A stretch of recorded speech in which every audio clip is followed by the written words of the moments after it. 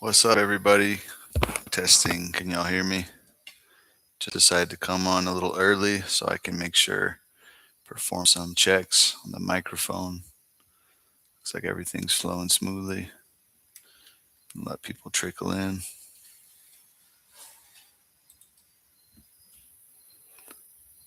What's up, everybody? Welcome to the live.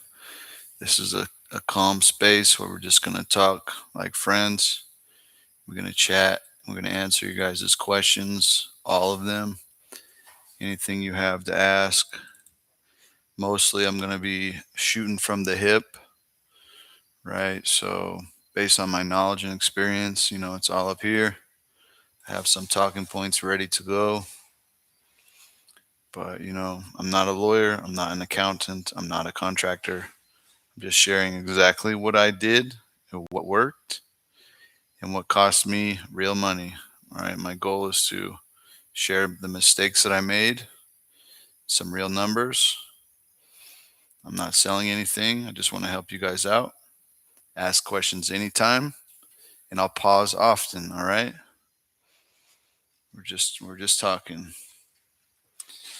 All right, so let's talk about funding the build. How did I fund it? So in 2018, I used a VA loan and I was able to buy a house in Nevada. And 3 years later, of course, the price of Northern Nevada housing went up. And I had about $100,000 from the sale of that house. So in 2021, we sold the house. We took that 100K capital and we used that to build.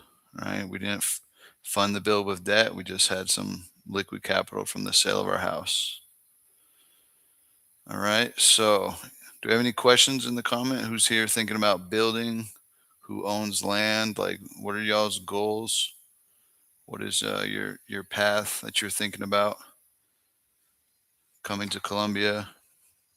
Do you want to live in the city?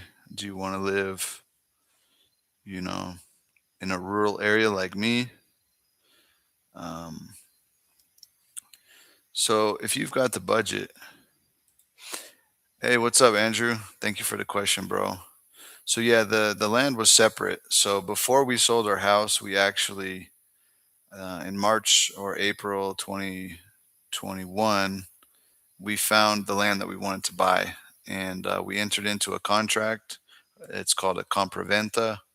We paid a down payment. I think we paid like $2,500 at the time, and then in the agreement we said, okay, you're going to have 6 months to pay 80% of the price of the land.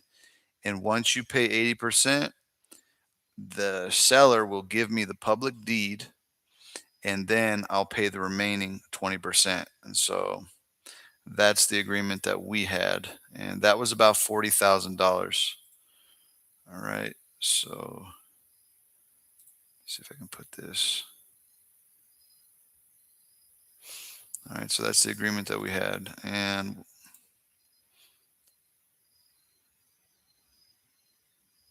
all right, nice. So about 40 grand for the land. Our land is only about half an acre, so it's not too big. But what determines the price of your land is going to be accessibility, right? And water. So the further you go out, of course, the cheaper it's going to get. But then you have to deal with, the roads are a little rougher.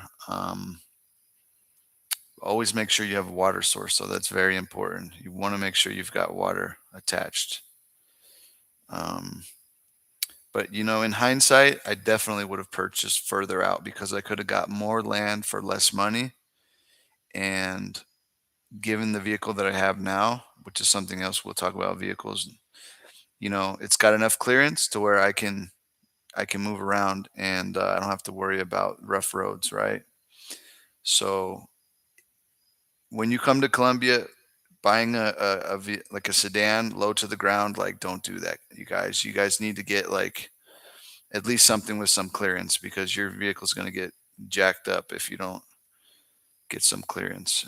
And a 4x2 is fine. Just make sure you've got clearance. All right. So you guys have got two paths. All right. If you've got the budget, this is my recommendation. What's up, Rong Chen? What's up, bro? Welcome.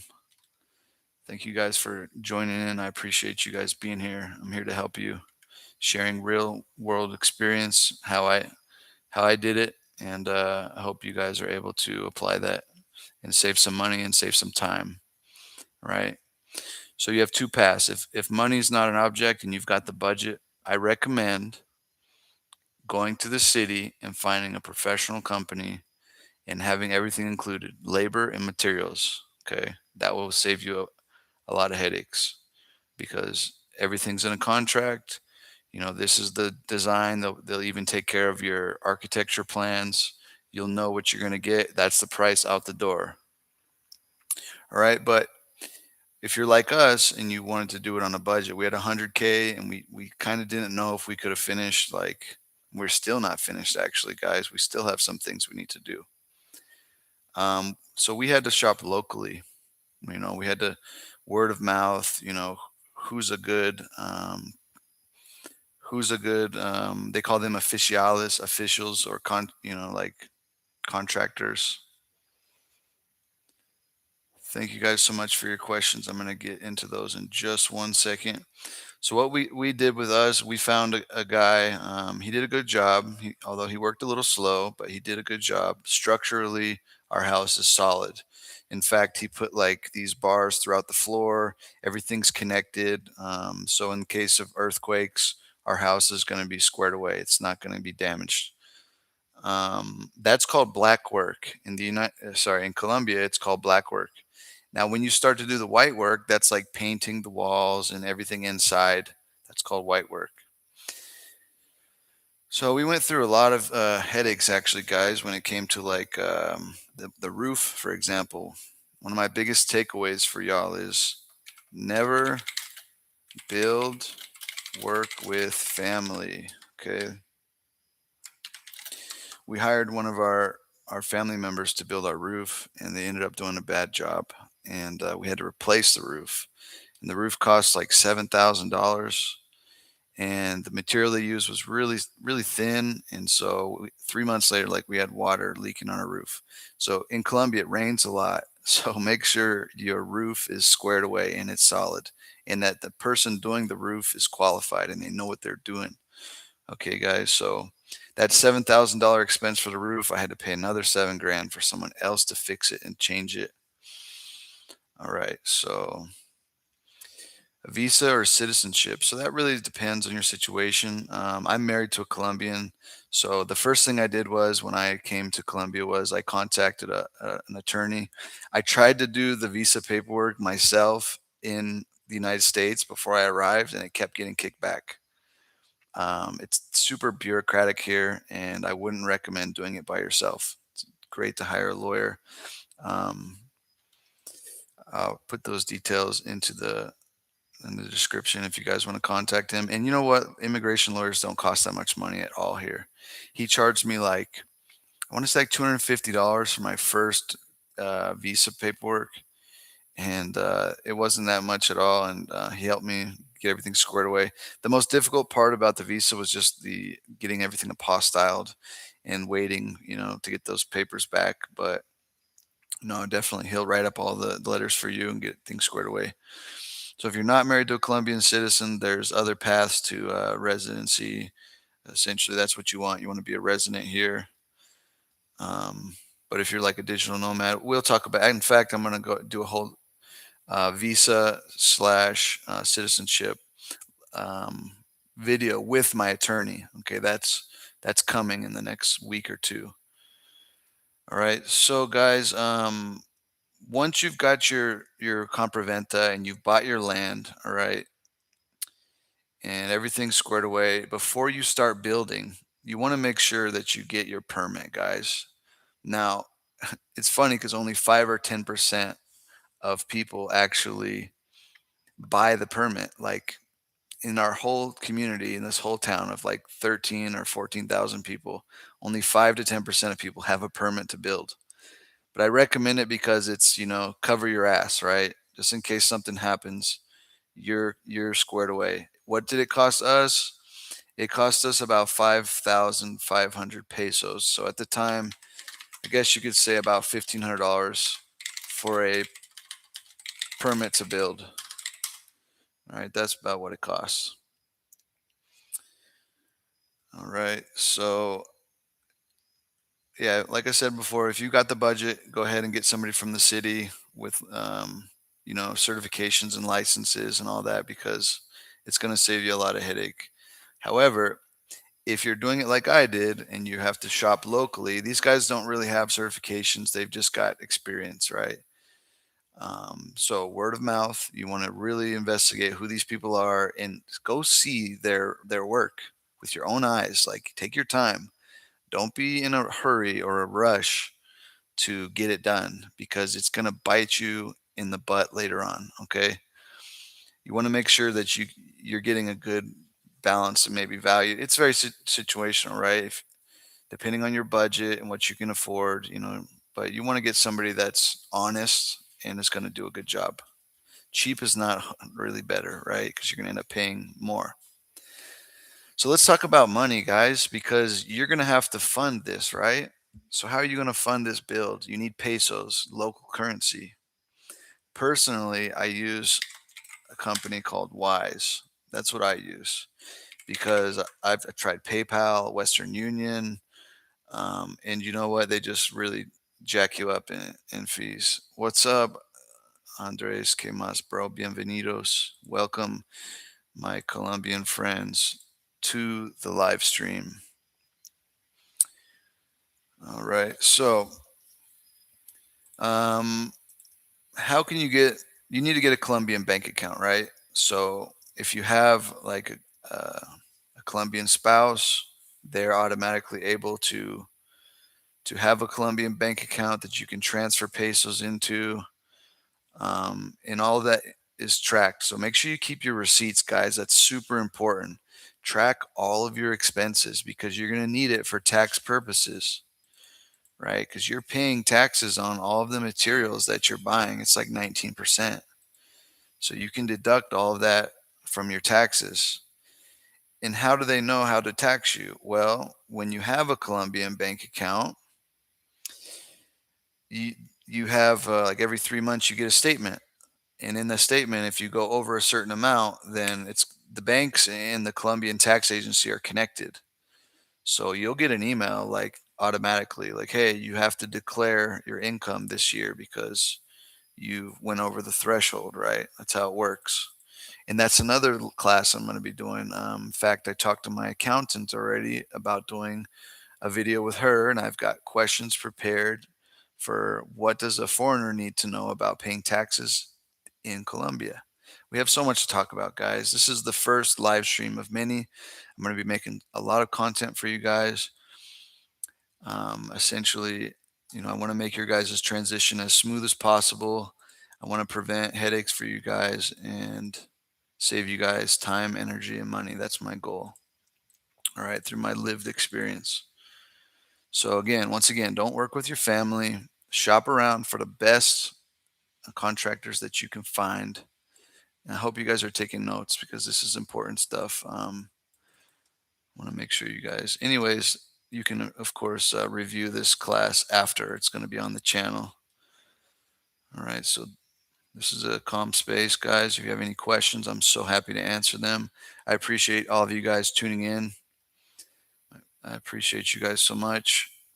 Welcome to the community. Yeah, bro. In fact, if you've got a pension, some sort of retirement, some income, like I said, I broke it down. $900 is what I live on. Um, let's see, but it can be much cheaper. It just depends on your preference. If you don't have a vehicle and you just want to ride around the country on a motorcycle, you can do that too, and your expenses will drop quite a bit, right? So once you've got your visa squared away and they issue you a cedula, an identification card, you can then open up your own Colombian bank account. That's what you want to do. You want to do it as quickly as you can, because with wise.com, what I use to transfer money, because they give a pretty decent rate, they can only transfer to Bank Colombia accounts, right? So you're going to need a way to transfer money. However, if you use wise.com and you purchase land from somebody, the good news is you can put all their information into the chat. Sorry. You can put all their information into wise.com as a recipient, all of their Colombian bank information, and you can connect your US dollar account or your euro account or whatever country you're from, and they'll make the conversion. You can buy your land like that. You know, you can buy your property, whatever it is that you're trying to do. Um,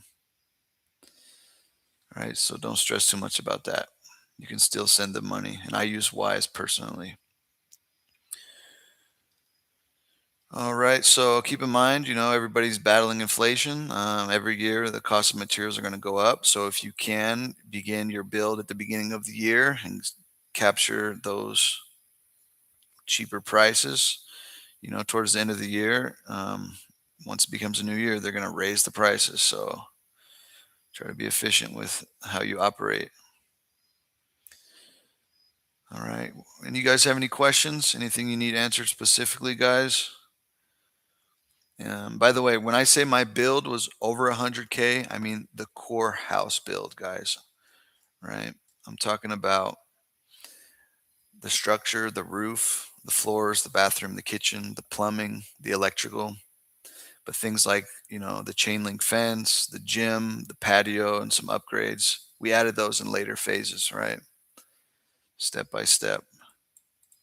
So if you count everything, obviously it goes higher, maybe 120 or 130K, all included. But my build, just the structure itself, came out to about $31 per square foot. Great question. So the gym, I priced it out. My gym costs about $5,000. So that's like, and it's good size, it's enough for like a boxing bag, weights, about 3 different machines, a dip bar. I'll give you guys a tour. And they built the walls, metal, like painted, stucco, and then they did a pretty good job. The staircase, we actually built it along with the garage. So the garage plus the gym was about $5,000. Let's see what else. How do you manage to communicate with the Colombians? Well, great question. I'm an English teacher too, so I know a lot about learning languages. Essentially, your context of your life, out of necessity, you're going to learn. Like your brain is going to adapt. So just you learn the verbs, you learn how to communicate. You don't have to be perfect. You're communicating for understanding on both sides, and people are going to teach you things. It just comes. 4 years in, I still make tons of errors in Spanish, but everybody could say like, okay, this guy's fluent. He speaks Spanish. Commercial gym, bro. Honestly, I don't know. I could ask the local in the town. We have actually a pretty nice gym. Yeah, I'm in Antioquia, so commercial gym. I think they rent their space, but they buy all their equipment and things. I could ask though. Right, great question. So anything I'm not able to answer right now, guys, I'm gonna write it down because I want to be able to answer in the future.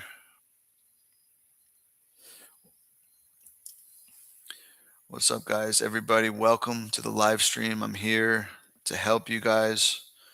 I want to see you guys complete your goals with as little friction as possible. If I can save you time, energy, or money, that would please me very much. All right, guys. Welcome, everybody.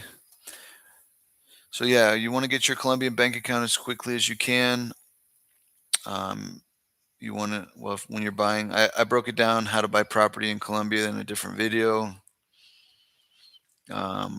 Make sure you get your permit. There's a place called Planeación. You go down to the alcaldía, which is like the mayor's office. There's a bunch of different government offices. And yeah, you talk with the planning department. You give them, you need to show them like your architecture plans. Like, they're going to see, okay, this guy's squared away. He's got all of his paperwork in order. And they'll sign off on it. And I paid like $1,500 for the permit. Hey, Andrew, I appreciate you stopping in, bro. Thanks so much. And welcome to the community. Welcome, everybody. This is the first live stream of many. We're going to get better each time. I've only been doing this YouTube thing about 8 weeks. So we're going to continue improving. We're going to be here to answer all your guys' questions. So once again, if you guys are just trickling in, if budget is not an issue, my recommendation is go to the city and get you the best professional company that you can afford, materials and labor included. All right, that's going to save you a lot of save you a lot of trouble. If budget is an issue and you need to do it slowly or in steps, or you want to find shop around, word of mouth, whatever town you're living in, you know, take your time and find the guys that are honest, the ones that this is the most ideal scenario for building. They're going to tell you what they charge for the handwork, the labor, and they're going to help you source the materials for as cheap as possible, right? Like a partnership.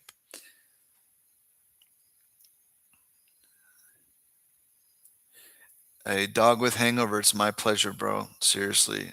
It's a privilege and a pleasure to be here, um, helping you guys.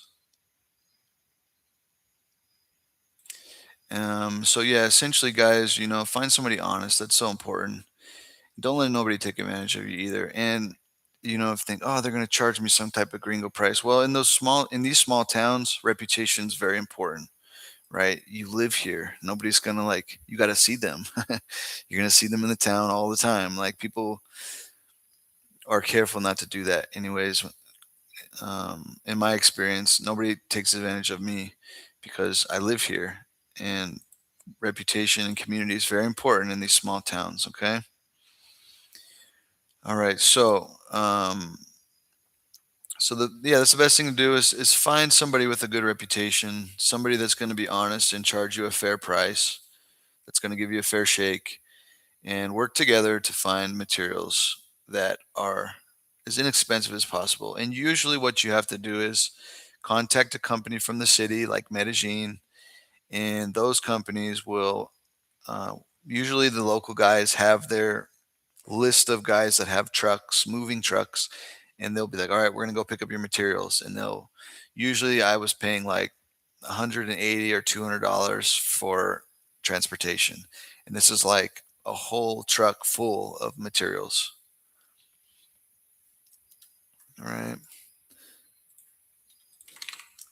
so that was typically the process. What's up, guys? Everybody, welcome to the live stream. If you guys don't know me, my name is Chris. I'm 36 years old almost. I've been living in Colombia for 4 years. And I'm sharing my real life experience, what it took to basically. I lived in the United States with my wife for 3 years. She's Colombian, and we decided to move to Colombia. So we sold our house, our car, and all of our things. We took that money. We came to her hometown, Cañas Gordas, Antioquia, which is a town about 3 hours from Medellin.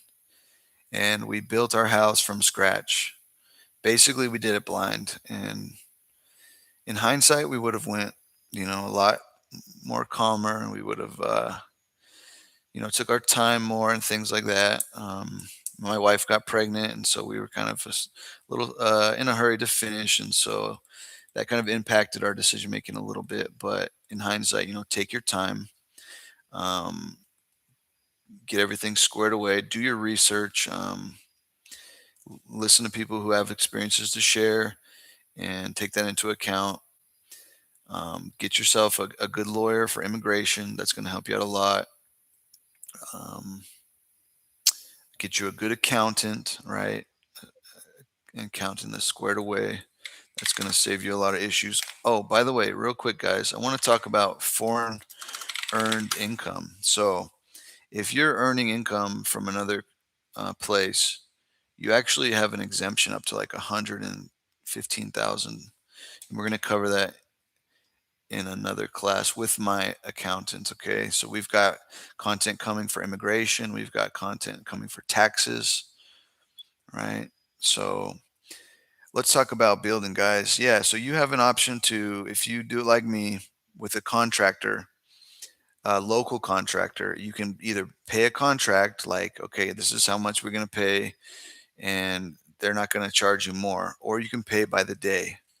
So the guy we went with, we decided to pay him by the day, thinking we were going to save some money, but we got hit with lots of rain, so the guys had to like slow down, you know, and that really impacted the amount. So we were supposed to finish the build in 4 months, but it ended up taking like 5.5.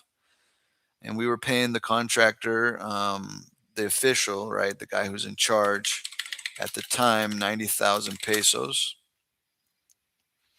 about $24 per day. So 24 US dollars per day for the oficial. That's what they call them in Colombia. But I guess in English, that's like the main lead contractor. And then each worker we ended up paying each of the workers $16 a day. And we had a team of 3, sometimes 4. And we would pay them every week, guys. Hey, what's up, Sarah? Nice to see you. Welcome, neighbor. Glad to have you in the community, my friend. If you have any experiences to share as well, if you live here in Colombia, please, I welcome all of your comments, anything that you can share of value for our listeners who aren't living in Colombia. Have you ever thought about going back to live in the United States? Yes, I have. Yes, I have. In fact, that's the plan in the future, probably in like, I don't know, 10 years. Lord willing, we can afford it. Definitely would like to have another property in the United States. Hello, Miguel. Welcome, my friend. Hello. Welcome, everybody. We're here talking about different paths to building. We're talking about how we funded our build. We used a VA loan and we secured 100K in capital. That's what we used to build. Hello, Azen team. Hello, my friends. Welcome. Thank you so much for your time, your attention, your comments. I hope that this content is valuable for you. Please take this opportunity to ask whatever questions that you have. I'm going to take my time here. This is a calm space, guys. I'm going to answer all the questions. First live of many. All right, so no rush here. I'm going to take it easy. Excellent. All right, Miguel. Where are you considering going to? Back in Colombia, where do you want to move to? Great question. The school situation. So there's a lot of like neighborhood schools, I would call them. So a lot of times the children walk to school or they're taken there on a motorcycle. Even, if you see 10-year-olds riding motorcycles to school, like their parents teach them to ride motorcycles and they ride it to school. Rural areas, you can see small schools up on a mountaintop. Like it's not uncommon to see that. It's not loving it. Yeah, I would say in if you can move to Colombia, the sooner the better. Secure some nice land, or even if you can, just secure some land while you're still living in the States and slowly build and have somebody manage it. Like that was maybe what I would do. Paraya Quindío, that's very beautiful. Coffee country. Yeah, absolutely. Quindío, I love Quindío. Well, guys, I wanna give you guys a cheers, saludos, drinking just a little bit of aguardiente to celebrate all of my new friends in this community. Welcome, everybody. All right, so yeah, and you want to look at a lot of properties, guys. Don't just, pick the first one. There's a lot of candies in the candy shop, so go and find your favorite candy. Right? Find the one that you really love, and take your time. Don't be in a hurry. And figure out who the neighbors are. Water access, super important. If landslides are an issue, landslides are a big problem in Colombia, so plan for that as well. You want to make sure that the structure is secure and you're going to be safe. Okay, guys? Very important.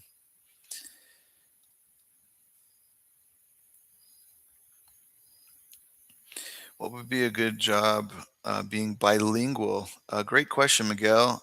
Personally, I teach English, and being bilingual helps me a lot, making sure my classes are comprehensible to my students. And Tunha. I'm not familiar with Tunha, bro. Let's have a look where that is. Sarah, that's so wise of you to do that. Absolutely. Take your time, guys, because once it's done, it's kind of done, you know. Tunha looks like it's in Boyacá. Nice one. I'm gonna put some soft music in the background so we don't have any dead silence. I hope that's okay with y'all. Yeah, guys. So Medellin, yeah, Tunha is east of Medellin. Okay.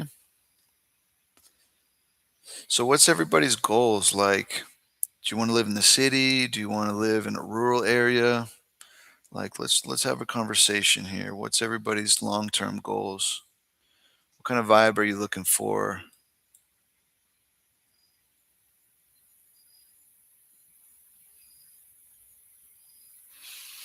You know, another place that's really nice is the Santa Marta area and also a place called Baru. Does anybody know where Baru is?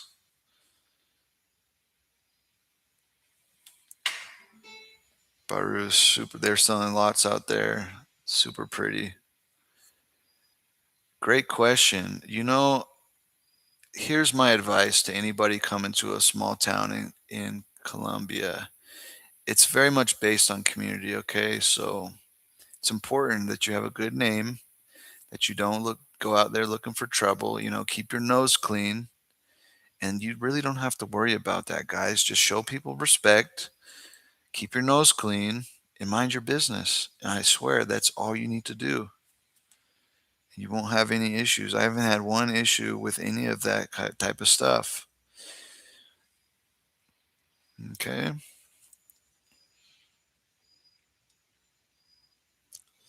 And you know, the news hypes up a lot of things, but in reality, guys, that's not how it really is. I promise you. You don't have to worry about none of that stuff. In my small town, Miguel, you know, at first it was like that, but I'm the only American in my town, at least that I've seen. So everybody knows who I am and they know that I live here and stuff. Especially now that you know, before I lived a really quiet life and I didn't post anything on social really. I just had stayed at home and working, right? Because I got to build my house. But now that I'm like venturing out into content creation, now people really know who I am. What's up, bro? Welcome, my friend. Nice to see you. We got a lot of people here that live in Colombia, actually. So, guys, if you've been living in Colombia, if you have something to share, please post it in the comments. We want to bring maximum value to everybody watching and listening here. And don't be shy if you have a question. We're so happy to answer them. Have I visited Ibagué? I don't think so, but I see it on the license plates a lot. Let me see what it is. Okay, that's south of Medellin. I have not been there actually, no. But the furthest south I've been is Buenaventura, which I didn't enjoy actually. Buenaventura is like a port city, and it was not a nice city. It was kind of felt kind of dirty. Great question. Health insurance. So that really depends on your income. How much money you make depends on how much you pay per month. There's different options for health insurance, all kinds of different companies. Great question. Man, we have a lot of content to put out, guys. So if you're just tuning in, guys, if you've got questions about visas, I'm going to have a live stream or at least a recorded video with my attorney. He's a super good guy, very professional, and he doesn't even charge that much, guys. He's very fair and honest, and what more could you ask for? And also with my accountant and with some officials from the tax agency. So it's called the DIAN, okay? DIAN. That's the Colombian version of the IRS. Colombian version of the IRS, okay? So familiarize yourselves with some of these acronyms. So taxes, health insurance, okay, all of these, immigration. Great question. Anula reviews. I use a company called SetiNet, but I'm going to be switching to what's that one from Elon Musk? It always slipped my mind. Starlink, isn't that what it's called? It's available in my area. And no, yeah, Starlink.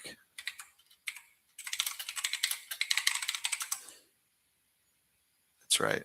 It's available in my area for $65 a month, right? Can you imagine? That's like a good price. Upfront investment of 400 US dollars for the equipment. So for me, it's worth it. Vale la pena. Great question. How hard was it to get your Colombian driver's license? So, in Colombia, the driver's licenses are not like the DMV in the United States. All right. They're operated kind of by private companies, private companies that do driving schools, that do the examinations. They do, you have to have like a medical exam. They check your eyes. They check your, mental state. They ask you some questions, but it's basically just like super informal. Okay. Getting your license here is very informal, to say the least. I'm gonna actually drop a video about that, bro. Thank you so much, man. You always come up with these really great ideas for content. So, driver's license content video coming up. I'm gonna give you guys the truth about getting your driver's license, but I'll say it's a lot less of a headache than in the United States. Thank you, Sarah. Absolutely. Gotta have a good accountant. Gotta have a good accountant.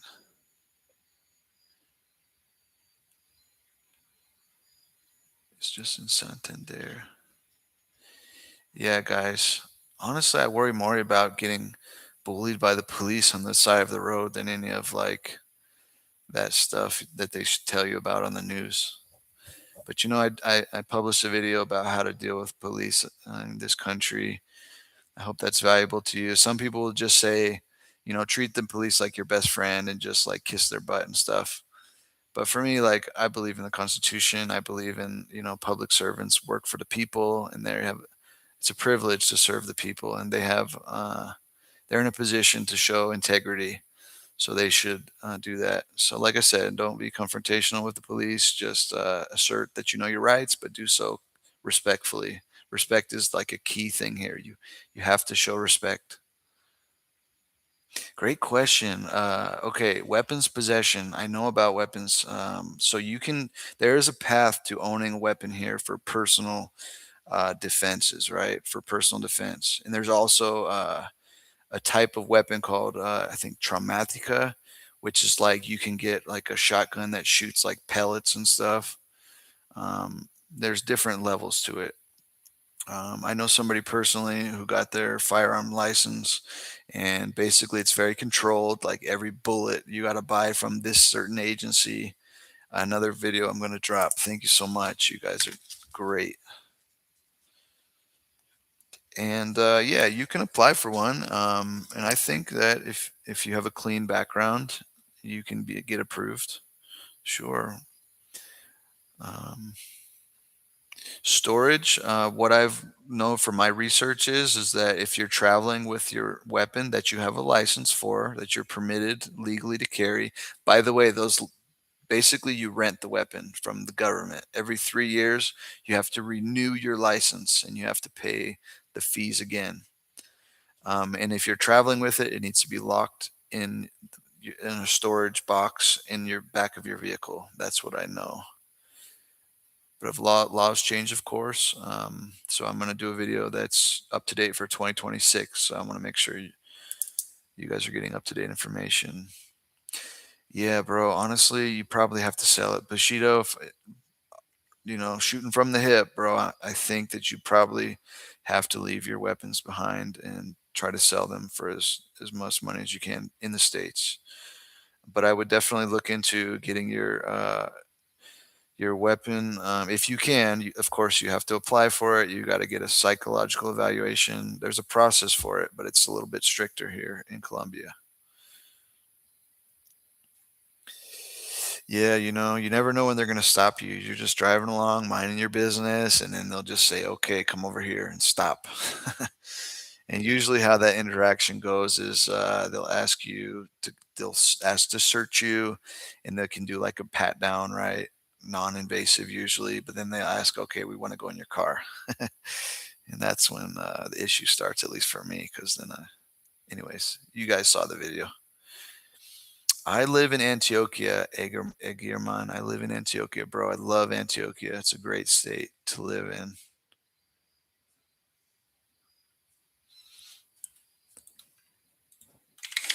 All right, guys. So everybody, welcome to the live stream, first of many.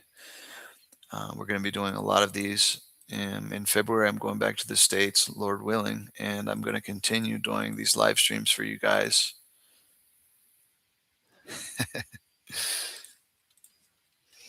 Um,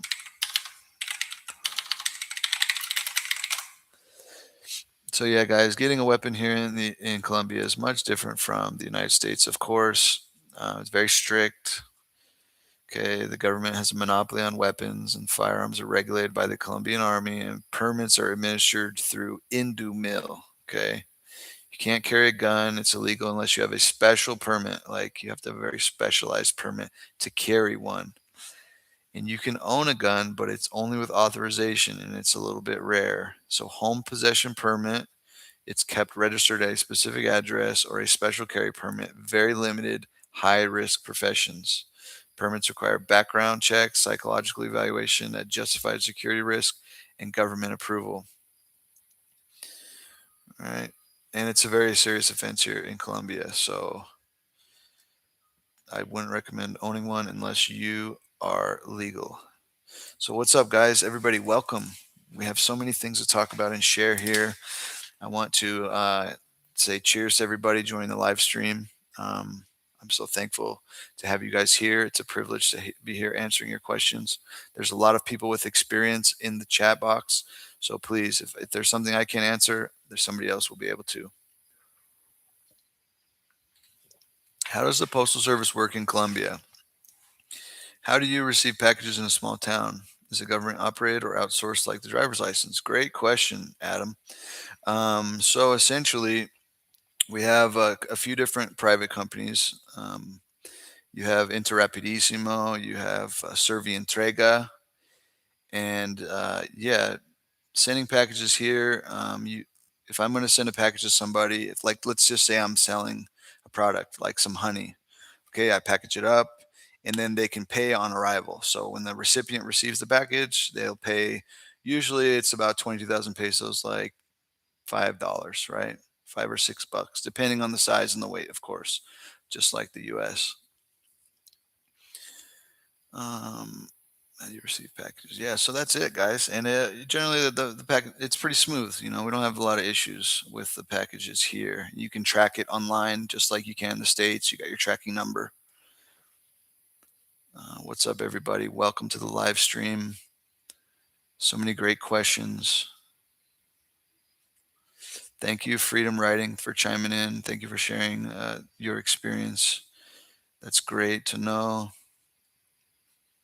Aqueducto agreement. Great question. So we have our own community and we just kind of took upon ourselves, okay, we're going to take charge and we got this community. Now everybody needs water. So we paid like $250 for everybody pitched in like 250 bucks. And with that 250, there's several people in our community. We had enough to build like an aqueduct, and then we dug up in the street and we laid pipes everywhere, and everybody's got water. So we don't have a monthly bill for water, which is great. Super high pressure. Man, we have so much pressure with our water. So, and the water's pretty clean actually. And so what we do with that water is we boil it and we filter it, and it's really high quality. I feel great drinking it. There's no chemicals or anything in it. Yeah, a lot of people in Colombia have great water quality because it comes from the mountains. Usually, they'll build something to where the water collects in a pool, and then they'll run tubes along the side of the road. You'll see that quite often, and then they'll collect in these large tanks, and that's how they supply their water. And of course, it's gravity fed, so it's higher up, and then the gravity brings the pressure down, or the gravity creates the pressure. Excuse me. What is your opinion of renting a car versus traveling on a bus? I rented a car to get from Bogota to Ibague. I am curious about riding a bus. Great question. Riding a bus is very inexpensive. From my town to Medellin, it costs about 33,000 pesos. So, like about, I don't know, $8, 750. And the bus drivers drive really fast. So, it doesn't take that long to get to the city. Um, I would say it's worth it a lot of times. I have no issues riding the bus. Sometimes I prefer it. If you like to save money like me, even though I have a car, sometimes I do take the bus. For example, if I'm going to go to the airport, I'm not going to drive my car to the airport and park it there because it's a big expense. Something can happen. I'm going to go on the bus and go take two buses to the airport. It's like 15 bucks, actually less, like $12 in Vereda. Um, I'm in Buenos Aires, Parte Bajo. That's my neighborhood in Cañas Gordas.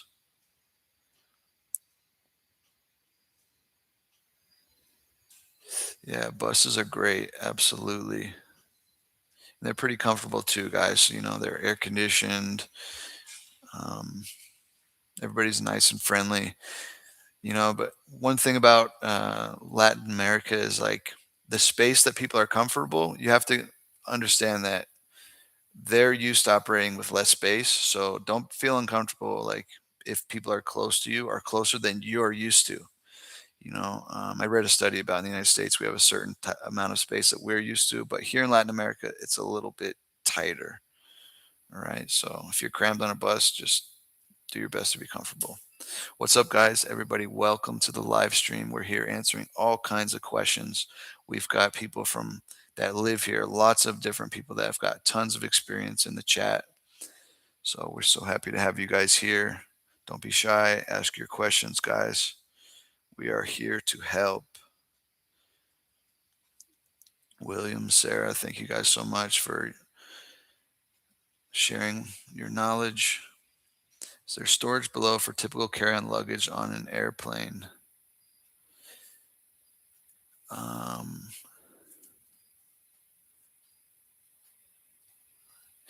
is there storage below? Well, on the buses, there's lots of storage. I think that's what you're asking, bro. Lots of storage. Yeah, of course. Yeah. And they'll handle that. Usually, they'll give you a ticket, Trevor. So when you give them your bag, they'll give you a ticket, and you don't have to worry about somebody stealing your bag or something like that. You can be chill about it, no problem.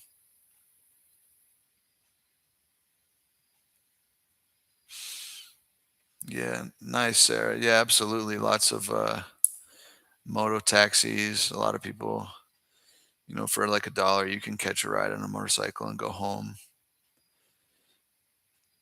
Great question, Andrew. Yeah, I chose where I live because that's where my wife's family's from. So it was a simple decision for me. Um, we wanted to be close to family, and yeah, it's been great. I like my town. My town is really quiet. Great question. I would say look to the small towns. In my experience, there's a lot of beautiful and humble, hardworking women, very family oriented. That's another video I'm planning on dropping is 7 years married to a Colombian woman, the lessons that I've learned. I would say that Colombian women are very clean. They're very tidy. They take so much pride in their home, in their presentation, and not just Colombian women. Colombian men are this way too. Your presentation is a lot here, especially your shoes. Hey, what's up, George Gill? I'm from Northern California too. I'm from Sacramento. Nice to see you, brother. Welcome to the live stream. What's one thing you would not do? Great question. Yeah, it's really not necessary to have an AC or heater where I live. Typically, I mean, the coldest it gets here is like 16. I think maybe one time it dropped to 14, which in Fahrenheit is 57. And that's like the coldest I've ever felt it. We just huddle up in some blankets at 57, but typically we float around like 70. And air conditioning is not necessary, neither is a heater. So we save a lot of money in that regard. What's up, everybody? Welcome to the live stream. Welcome, everybody. So great to have you guys here. Santa Cruz. Okay. So yeah, in Colombia, there's all types of landscapes, guys. Even we have deserts here. Even we have snow, I believe, in certain areas, super high. Let me see. Let me fact check that. And where I live is in the jungle. It rains a lot. Nevado del Ruiz. It snows above 4,800 meters. Okay. Hey, thanks a lot, brother. I appreciate that. God bless you too, in Jesus' name. Welcome, everybody. So good to have everybody here. Please don't be shy. If you have questions, please ask them. A lot of great questions tonight, guys. Hey, take care, brother. Thank you so much. And when you come back, hit me up. Yeah, I think you're the one who told me that you're living in Australia, I believe. Welcome, guys. Welcome to the live stream. How's everybody doing tonight? Let me know where you guys are connecting from. Where is everyone connecting from? We've got a lot of people here that are also living in Colombia, a lot of lived experience, a lot of knowledge to share. For us, finding a good Christian church is important. How hard is that? It's not hard at all. In fact, Colombia is mostly Catholic, but in my community, there are at least two solid churches. One is a Pentecostal, and the other is a Seventh Day. Really great, really great churches here. Turlock, California, Texas. What's up, everybody? Welcome. Nice one, bro. Okay. We're here to serve, guys. If you have any questions about relocating here, that's what we're here to help you do. What's up, guys? Santa Cruz. What's up, Santa Cruz, Texas, California? Aruba. That sounds so nice, bro. Aruba. You're actually kind of close, right there off the coast. Okay, what's up, Okinawa? The 21st of this month. Nice. Where are you headed to? Where in Colombia are you going? Colombian living in Canada. Okay. And where are you from in Colombia? And what brought you to Canada? Welcome, everybody, to the live stream. A lot of great questions tonight. Lots of great questions. As you guys can see, this is my office. I still have things to build. This is actually going to evolve into a podcast studio. And that wall is going to be stuccoed and painted. And actually, I'm going to put a door and a wall here. And we're going to soundproof it. Stay tuned for that, guys. We're going to be improving the channel. If a family were to homeschool, I wonder how does that work? That's a great question, because we're going to homeschool our 3-year-old.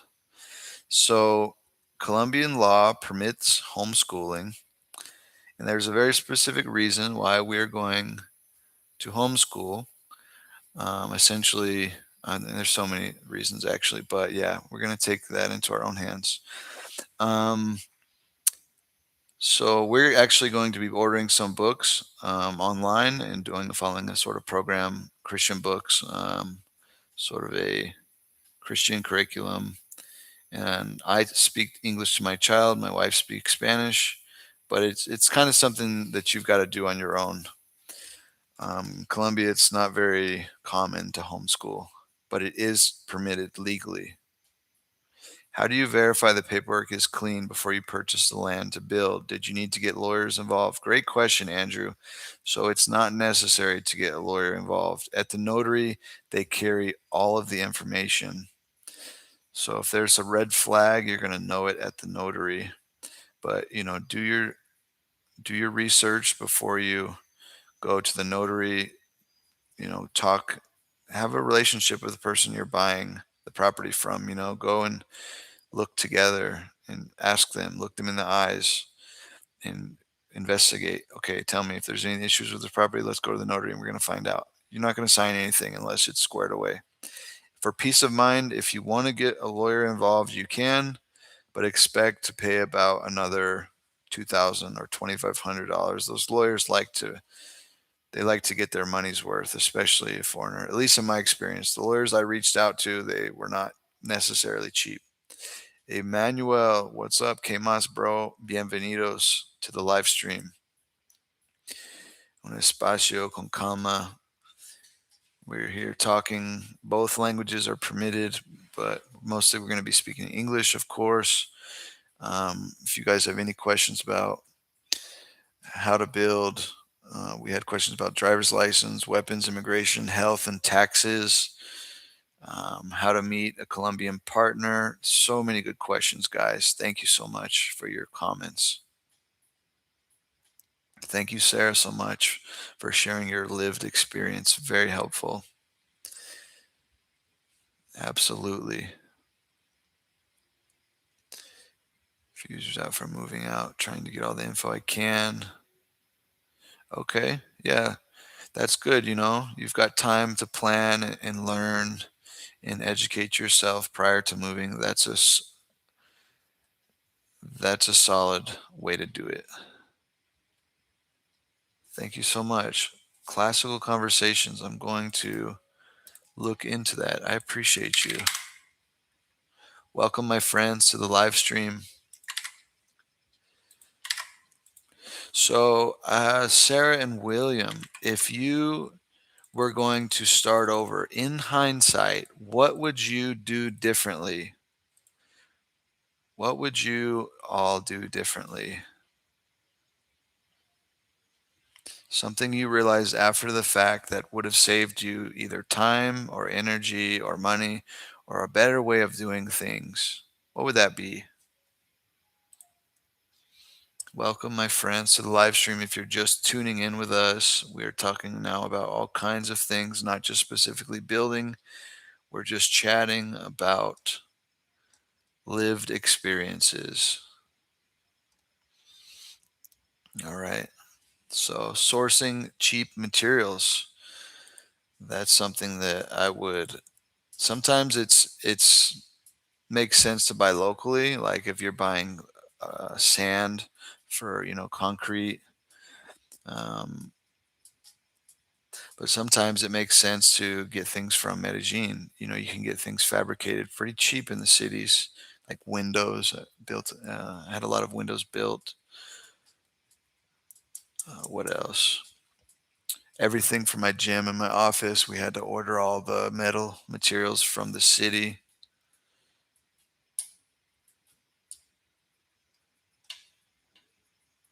So once again, I shared some tips about, it's better to avoid doing business with family. Don't build anything with your family. How much are property taxes annually, roughly? Okay, great questions. Sarah, can you answer the question about property taxes? Because at this moment, I'm actually still waiting on my deed. So in my compraventa, in my sales agreement, my agreement was to pay 80% of the property price, which I did, and then the seller gives me the public deed. But she can't do that until she does a corrección de area. It's basically the government needs to come out and they need to measure all the lots and then to plot each individual thing. And it's been like 3 years I've been waiting, but I had it checked out. So until that happens, I can't get my deed and I can't pay the taxes. So the seller is still paying the taxes. So I can't really answer that at this moment in time. However, I will get back to you on that. Bought a small house. My favorite Colombian dish, Gilbert. I love chicharron, bro. And if anybody doesn't know what chicharron is, it's pig stomach. It's fried pig stomach. It's delicious.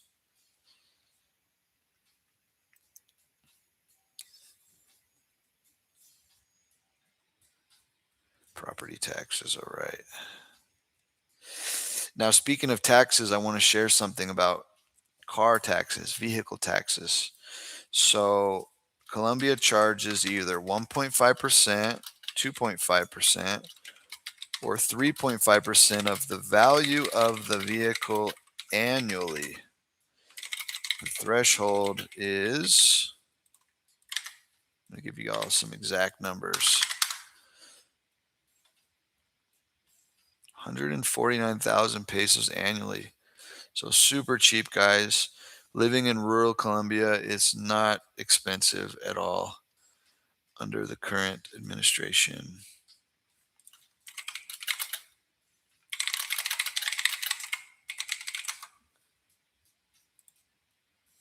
Oof.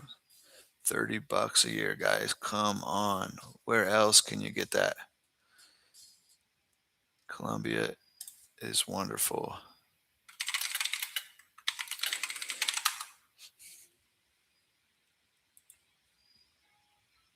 Okay, guys. So here's the vehicle threshold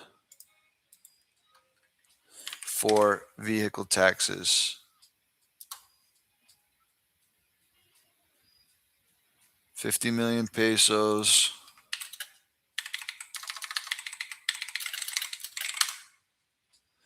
is $13,500.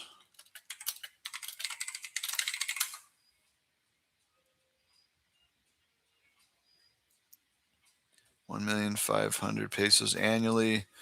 Okay, guys, so 1,500,000 pesos is $406.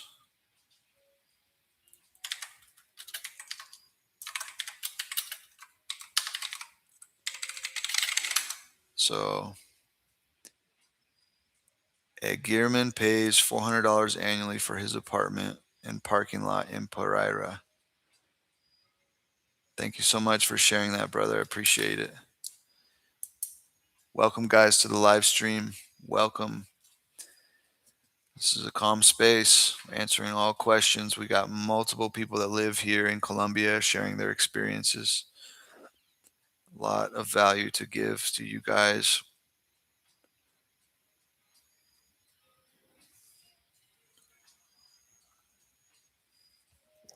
Hey, Majo, welcome, my friend. Good to see you. Saludos a Florida. My brother lives in Florida out there in Hollywood. Love Florida. So flow. Yeah, exactly. Rural areas are super cheap, guys.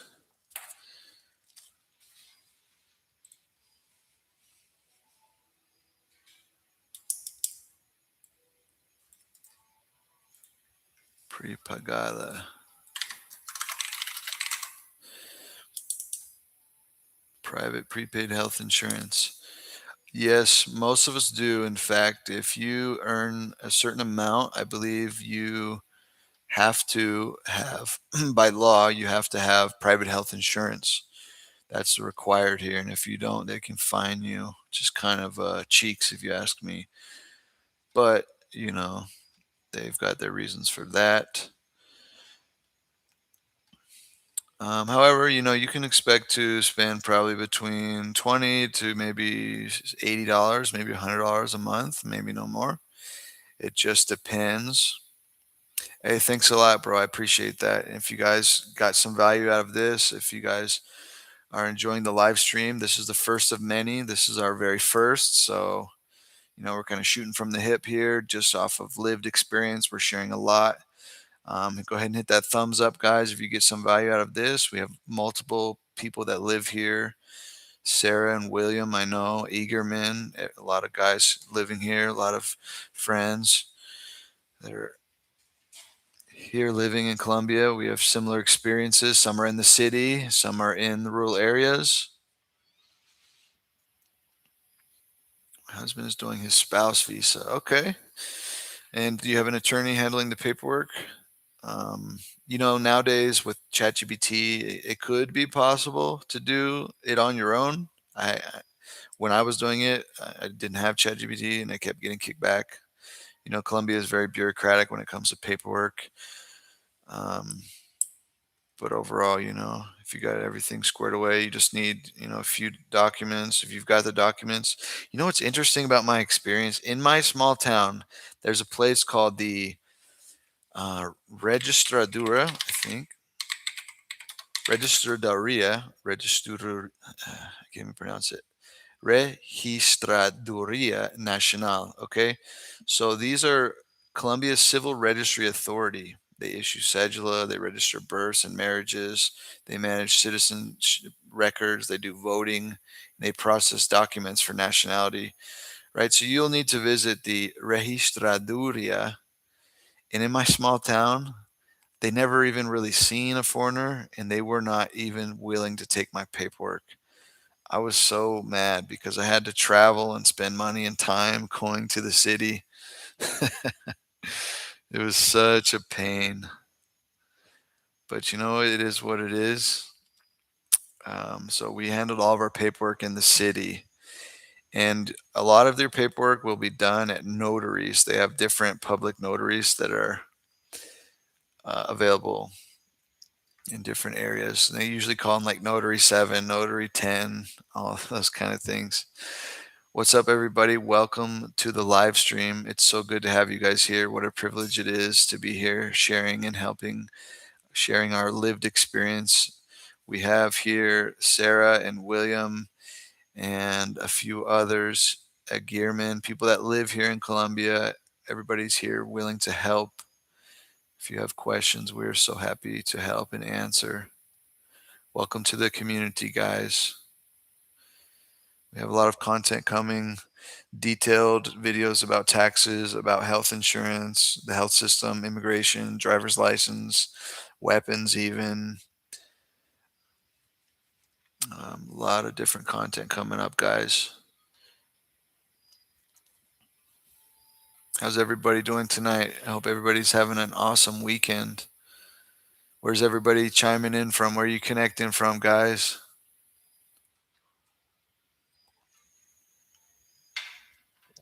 Yeah, great question, Freedom Writing. Bro, in hindsight, I would have purchased a land with a humble small house. I don't even care what the house looks like. I care more about the land, more rural away from the town, because there you get better deals, you know.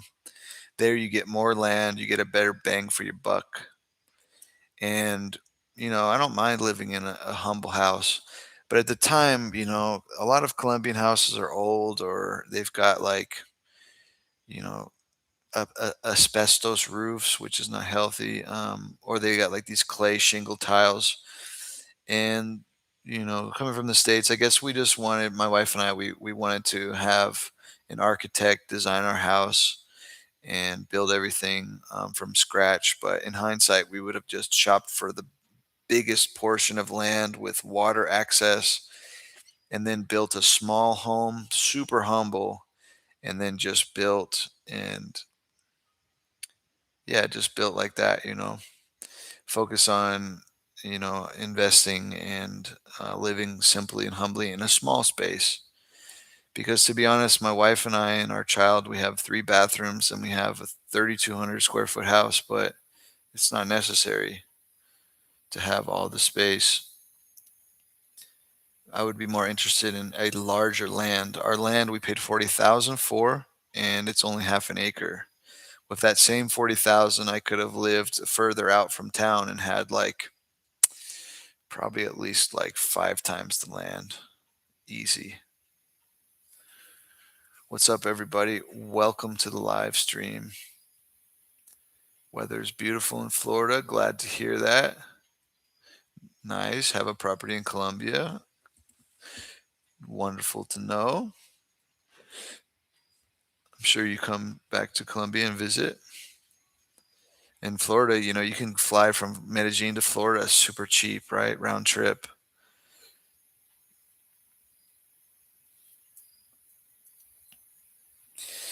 Yeah, but you know what? Less is more oftentimes. I do have a question I'm hoping someone here can help me with. I have no gas service. I want to buy a washer and dryer. If I buy a gas dryer, can I use a pipa tank to run the dryer? Great question. Let's figure that out together. We have a gas dryer that it's a heater. Actually, no, it's fully electric, excuse me. But we barely use our dryer because, in Colombia, we just hang everything on to save energy. We just hang it on the clothesline. Okay, so in most cases you can, George. Gas dryers in Colombia are commonly run on GLP, propane, or butane from a pipa or natural gas, depending on the model. So you need to make sure the gas type is compatible and configured for GLP. It has a proper regulator, professional installation, and ventilation. Here you go, George. It's kind of long. Hold on. I'm going to put it in both.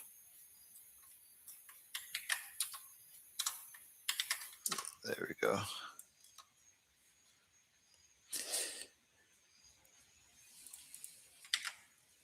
Welcome everybody to the live stream.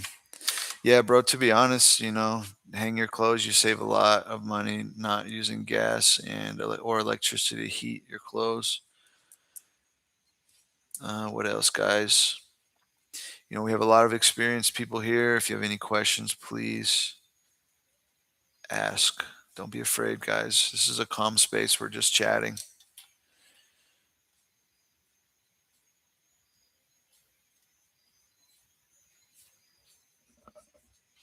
Okay, I understand, bro.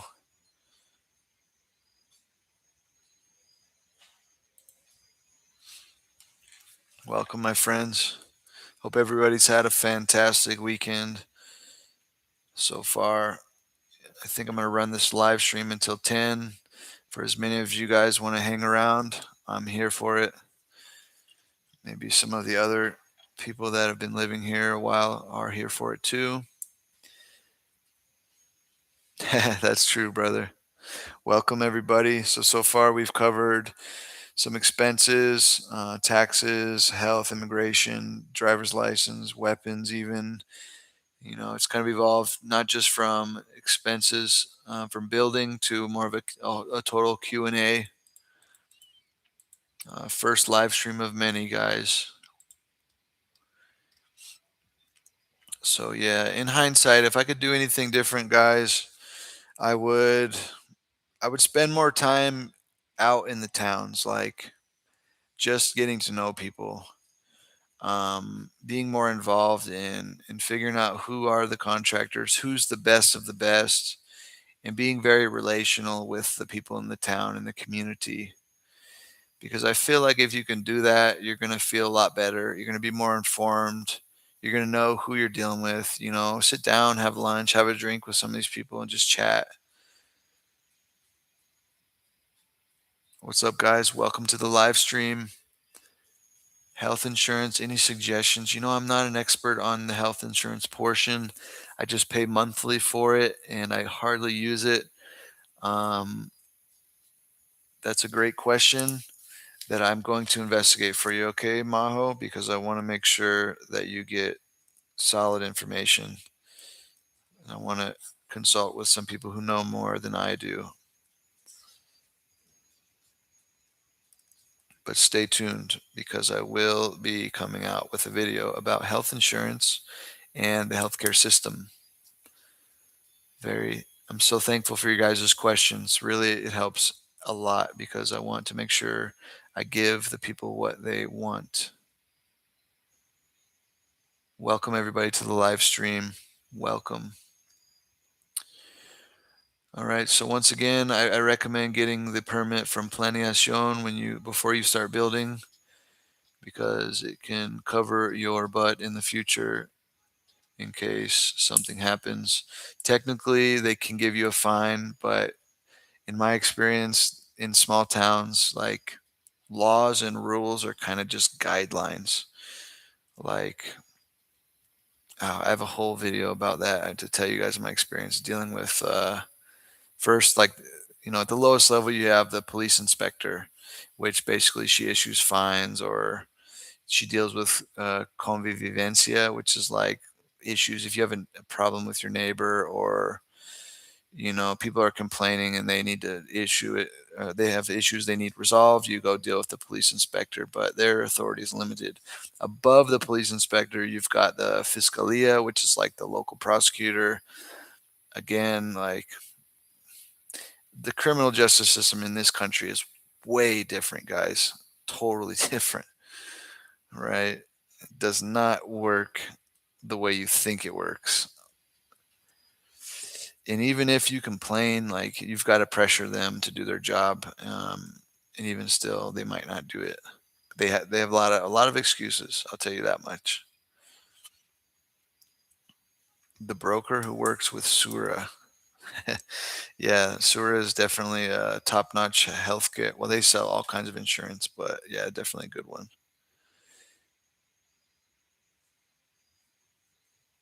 Okay, thank you so much, Andrew, for sharing that.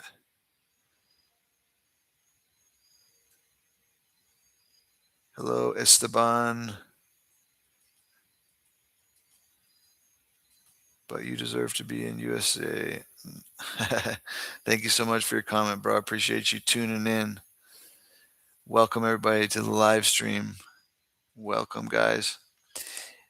That's an interesting thing is sometimes the channel gets comments from people who don't appreciate foreigners. But I challenge these people to think about the good that foreigners do in this country, right? For example, we support local businesses, right? We spend a lot of money at local businesses. We could be a restaurant or just materials. When I built my house, I gave a lot of jobs to a lot of locals, and these people appreciated it. It helped support their livelihood, the economy, right? Also, I teach English in my local community. I pay taxes, right? I mind my business. And like I said, I'm the only American living in my town. Does that does that equal gentrification, or as they call it? Am I causing the prices of the local houses to go up, the local property values to go up? I don't think so. I'm like a drop in the bucket, and I think I'm doing good here. So I challenge anybody that doesn't think that foreigners are welcome here to just step back a moment and just think about the positives. And I also want to remind everybody, if you're coming from another country, you're an ambassador of your country.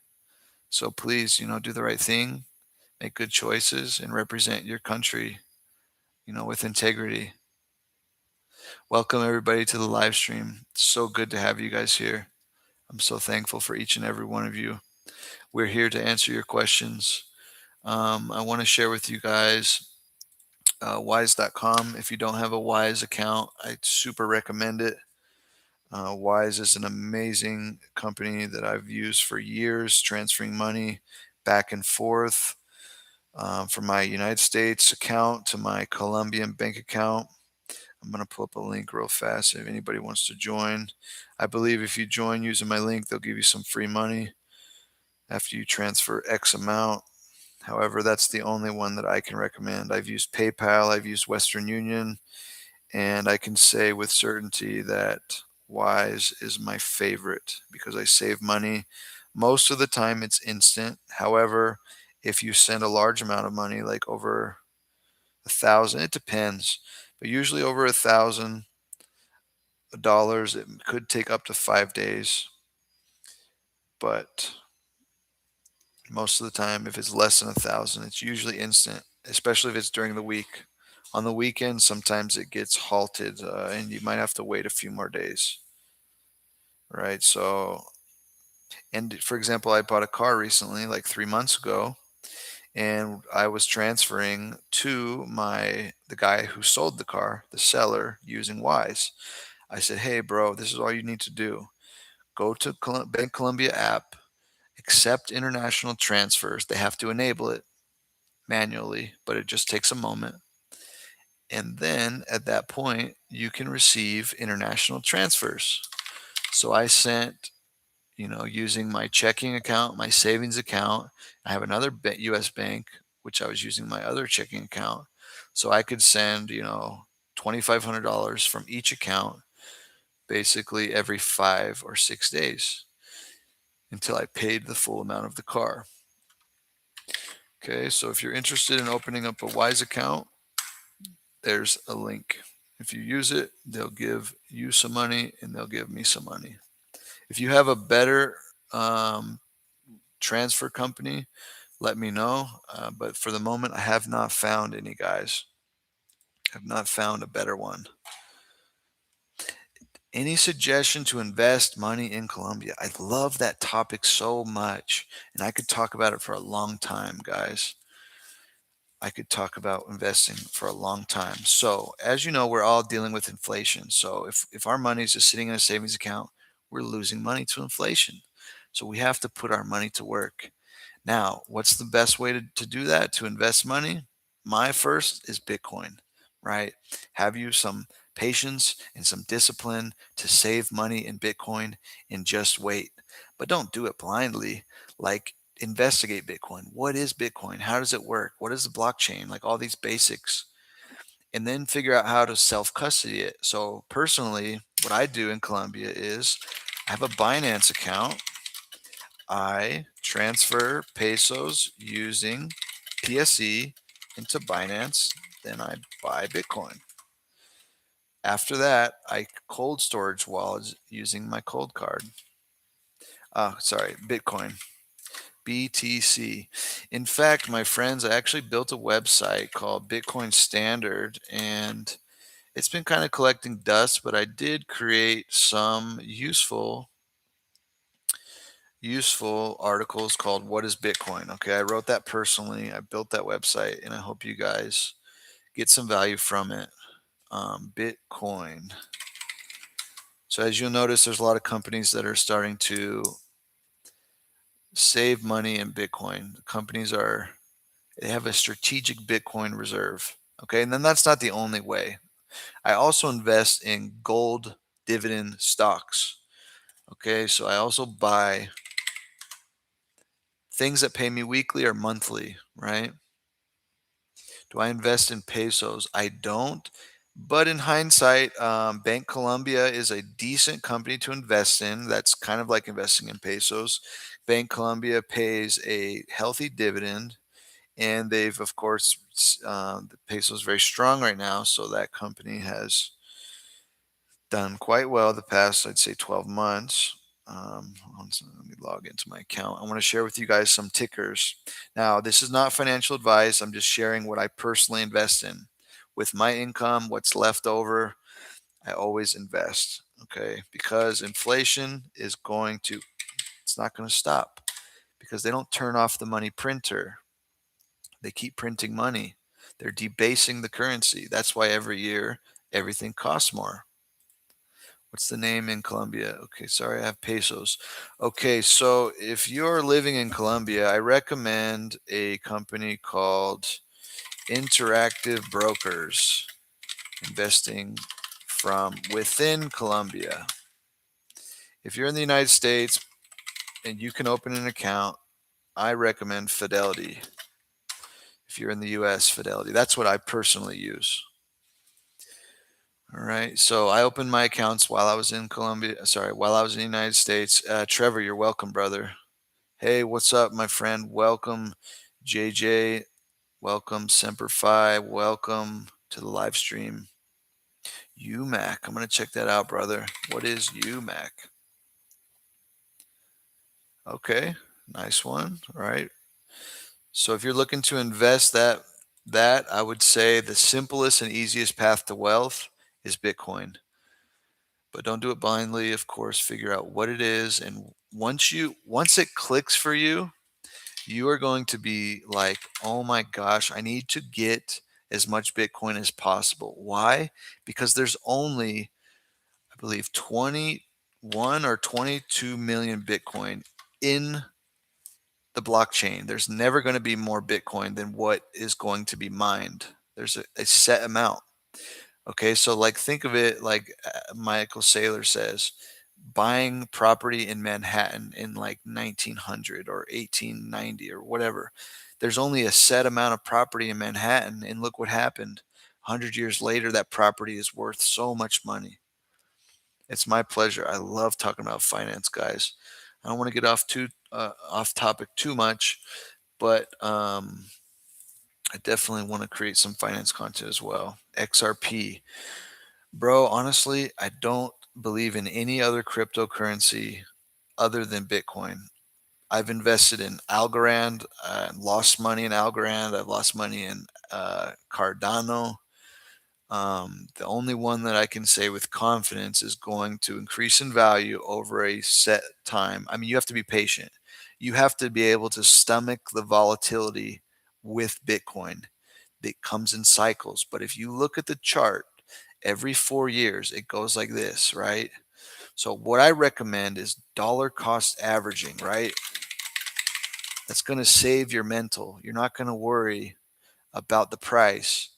Okay, if I'm buying $400 a month, $100 a week, for example, or $1,000 a month for simplicity, I'm going to break that $1,000 down into days. I'm going to buy each day. Okay, here in Colombia with Binance, if I spend more than 20,000 during the transaction, if I invest more than 20,000 pesos, like $5, it's free. There's no transaction fees. So on the daily, I'm buying when it's high, when it's low. Like in that way, you get a better average price. How much money and for how long?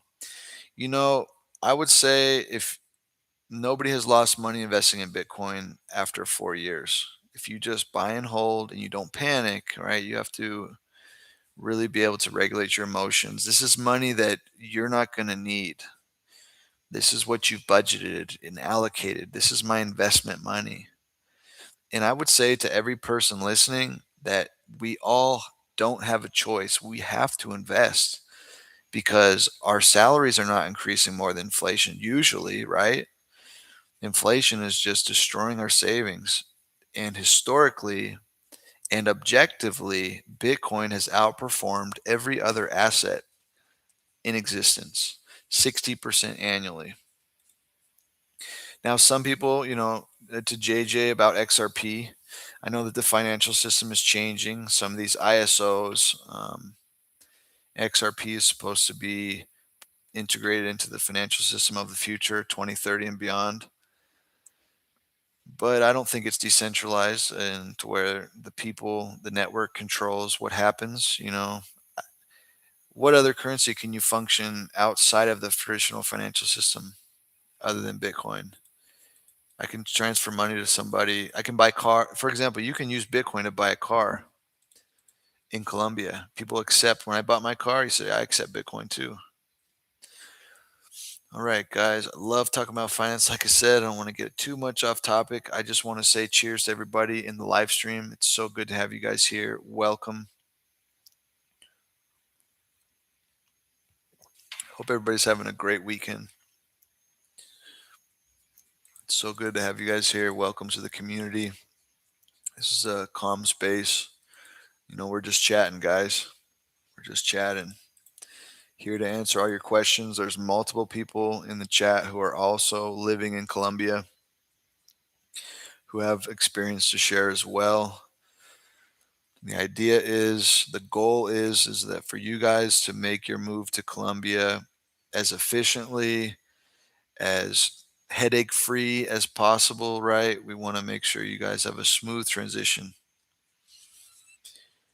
All right. So one of the things I want you guys to really understand is that when you start buying things in Colombia for your house, Track every expense, okay? Because you're going to need that for your taxes. How much can you invest bi-weekly in Bitcoin? Well, you can invest as much as you want, as much as your budget, even as the platform allows, but usually it's quite a bit of money. Bi-weekly, that's a good dollar cost average amount. Um, I mean, that's really up to you.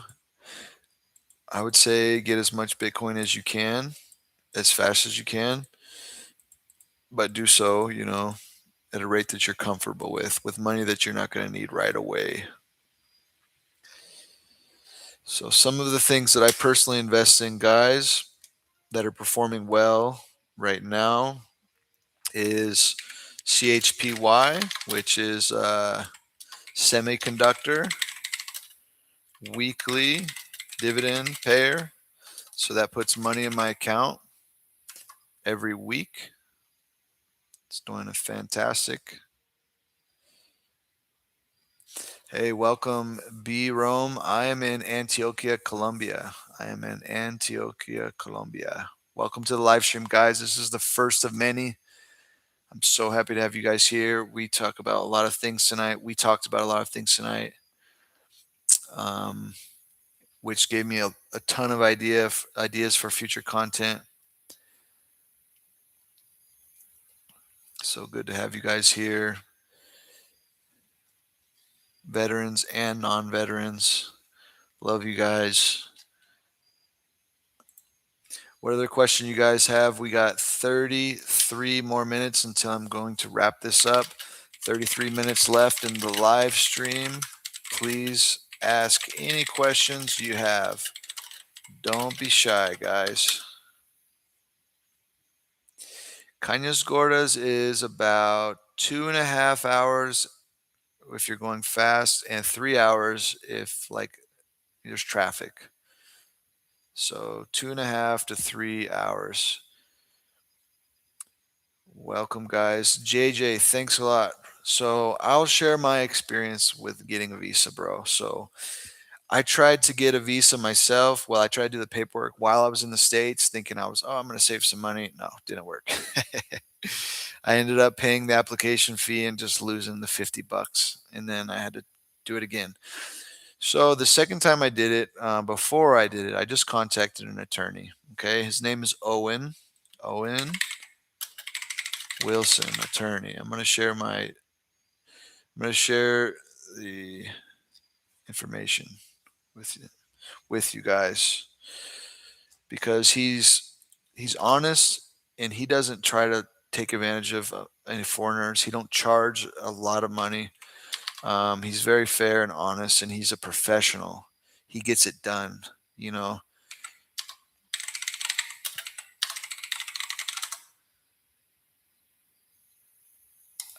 That's funny. I called him Owen Wilson. His name is Owen Taylor. Please forgive me, guys. I don't know why. Owen Wilson.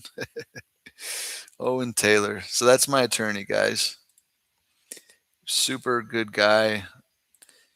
And I only pay like $250. Okay. So he went through and did my paperwork. He told me exactly what I needed. He did all my letters for me that I needed. Colombia is very bureaucratic when it comes to your immigration process. Everything needs to be exactly how they want it. But Owen took care of it for me, and it was more or less. But I had to go to the city. That was the only thing that sucked, is because in my small town, they weren't willing to deal with the foreigners' paperwork because they just didn't want to do it, or they didn't have the experience, or I don't know, excuses, right? So I went to the registraduría in Medellin and the notaries in Medellin, and so I had to do a few trips to the city to do that. Yes, eventually I did get a permanent visa. I've got a resident visa. Um, Once you have your resident visa, after you've been married to a Colombian, once you have your resident visa, it's just 2 years, right? your path to citizenship, once you have your resident visa, like you're a permanent resident, 2 years later you can become a Colombian citizen. And I have a marriage visa. Well, I did. I had the Colombian marriage visa.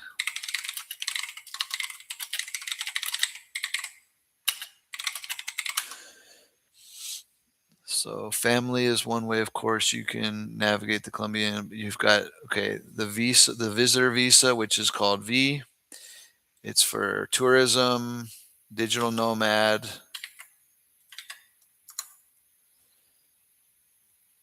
business, meetings, medical treatment. Then you have the migrant visa, which is a longer stay with residency intent. Okay, so if you're like me, you've got the M. You've got the M. So these are what qualifies you for the M visa: marriage to a Colombian, Colombian children, work contract, property owner, or a pensioner, retirement investor. So they're typically 1 to 3 years and they're renewable. Okay. And they count towards permanent residency. That's the end goal. Is, well, for me, the citizenship is the end goal. But if you can get permanent residency, like, you're going to be so happy because you're going to get a different type of ID. It's going to say resident on it. And now you're starting to gather time towards your citizenship. All right. So I qualified because of 2 years being married to a Colombian. So now I'm a resident because of that. And it is indefinite. You must enter Colombia at least once every 2 years. And it is a path to citizenship. Okay. So the big picture is you've got your V visiting visa. You got your M, which is you're building a life. And you got your R, which is your permanent home. So this is typically the way it goes. You're a visitor, then you get your M, then you get your R, then you get your citizenship. Great question, brother. Appreciate you asking. Welcome, my friends, to the live stream. Welcome. We've got multiple people here available to answer some questions. Sarah also lives here in Colombia. Similar situation as me. We're living in rural areas.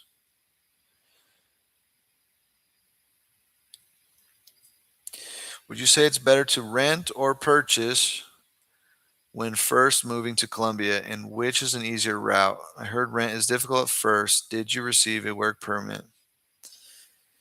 So that just depends, brother. A lot of people, I mean, there's many reasons that people would want to rent. Maybe they don't want to be attached to one certain area, or maybe they're budgeting a certain way, or they want to purchase a place. There's so many variables. So an easier route, I think definitely. I haven't personally rented before, but I think it would be pretty easy and inexpensive. In my town, 600,000 pesos is like 125, $150 a month rent is what people are paying typically. How did you end up in Cañas Gordas? Well, I married my wife and she was living at Bogota at the time, but that's where her family's from. That's where she's from. And so that's where we decided to settle. How much time did you have to spend in Colombia with a marriage visa? So when I got here, before my V visa expired, which you can stay 3 months and then you can renew that for an additional 3 months. So I was on the ground here, within the first 30 days, I already had my attorney, dealing with paperwork and filing on my behalf. So we were good to go. In fact, I even had to file an extension before my first 30 no my first 90 days were up. I had to file an extension because Colombia is bureaucratic and you don't want to overextend your stay or your visa because that creates problems. So my attorney said, go ahead and file for the extension of your visitor visa so you can stay maximum 6 months. Owen is super squared away, guys. I definitely recommend him. He's actually helping me with my citizenship paperwork. He charges $1,000 for that. So at the end of the year, we're going to be finishing that. Expat in Bogota. Welcome, George. What's up, my friend? Saludos a Bogota. Is it easy to get your citizenship there after you have a permanent residency for 3 years? Maho, I believe you're a Colombian citizen. Is that correct? So you and your husband, he's American, I believe. So yeah, you guys come here together, immediately start your paperwork. In fact, what I recommend you do is contact an attorney before so they can do your paperwork before you even get to the country. That way you're ahead of the game. All right. That was super important. Okay. That'll save you headaches because an attorney like Owen or somebody who can deal with the paperwork on your behalf, there's actually places you can go in the United States, Colombian consulates who you can do some interviews with in the States. I believe that one's in Florida as well. Okay, perfect. Our second year this year. Okay. Okay. So yeah, I got first he's gonna get a temporary cedula, which is once he gets his, as we talked about, the M, the M visa. Once that's all approved, then he'll get his first cedula, which expires after 2 years. Actually, I think my first one expired after 1 year. And then he'll get his second one, and then he'll get his residency. Thank you so much, brother. I appreciate that. D. Vellens. It's a privilege to be living in such a beautiful country, in such a great community. Okay, the second year, we are going to Colombia now in January. Okay, nice one.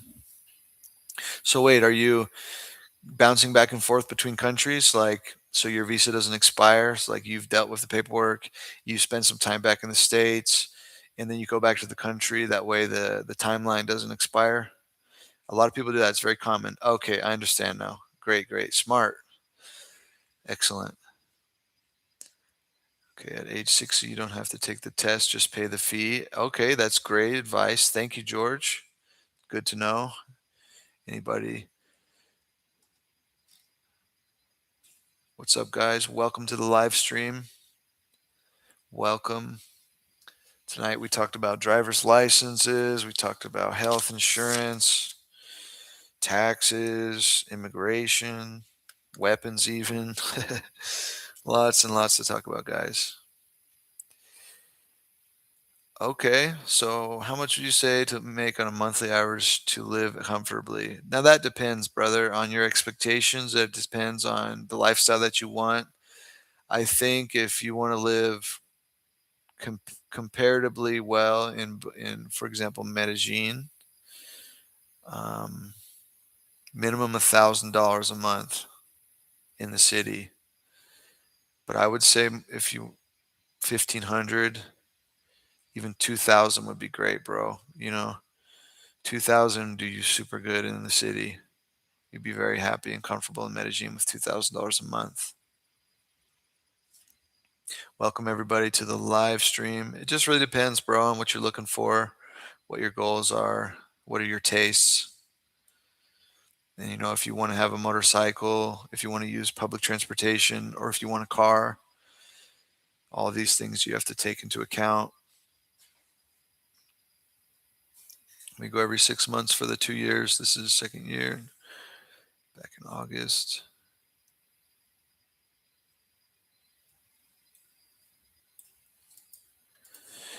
Great question.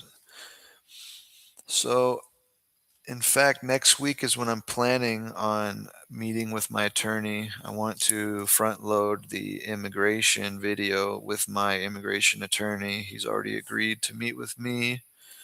So I want to make sure I ask these specific questions. By the way, guys, I want to invite you all to email me personally. Okay. The best way I can serve you guys is if you contact me through email and be as specific as possible with your questions and anything you want to know. And that way I have a detailed list because I don't want to miss anything and I want to give as much value as possible. Okay, my friends?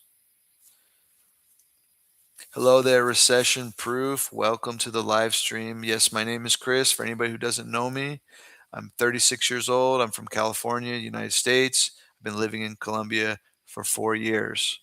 Basically, I met a Colombian in 2017. We got married in 2018. We lived in the United States together 3 years. In 2021, we sold our house and our car and everything to come move to Colombia. We live in her hometown. And for the past 4 years, we basically navigated somewhat blind immigration. We navigated through building our house. We just went for it, guys.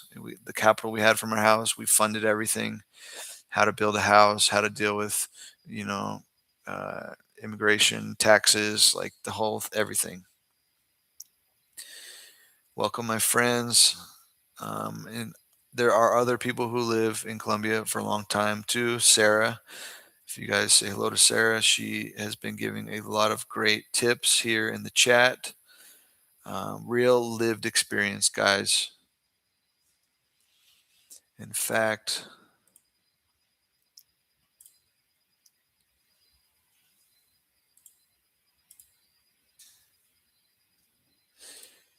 okay, guys, welcome to the class. It is a pleasure to serve you and to help you. We are here to help.